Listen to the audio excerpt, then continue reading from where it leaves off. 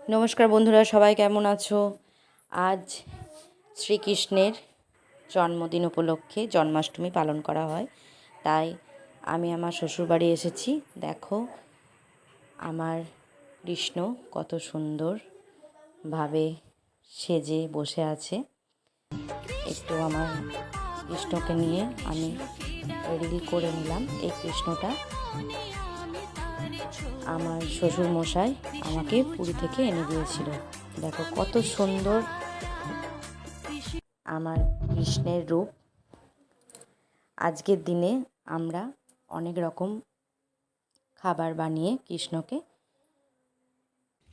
ভোগ প্রসাদ হিসাবে নিবেদন করি। তাই দেখো এদিকে তাল মেরে এদিকে ফুলুরি করা হয়েছে কৃষ্ণের নিবেদন করার জন্য। এদিকে কলাই ছোকা, সুজি করেছি আমি আর আমার মা দুজন মিলে। সমস্ত খাবার বানিয়ে দেখো ঠাকুরের উদ্দেশ্যে সব কিছু সাজিয়ে এরপর মা দিয়ে আসবে আমাদের নারায়ণের মন্দিরে। এখানে দেখো নারায়ণের মন্দিরে শ্রীকৃষ্ণের পূজা হচ্ছে। কত সুন্দর দেখো আমাদের মন্দির, কত ভালো করে এখানে পূজা হয়, খুব আনন্দ হয়। আমাদের বাড়ির সবাই মিলে একসাথে নানান রকমের খাবার করে এই মন্দিরে নিয়ে আসি ভগবান শ্রীকৃষ্ণের উদ্দেশ্যে তার ভোগ নিবেদন করার জন্য।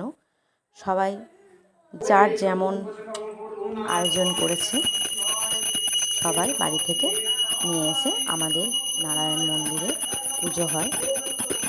এটা আমার শ্বশুর বাড়ির কুলদেবতা নারায়ণ, তাই এখানে নারায়ণ মন্দিরে গোপালের পুজো হয়।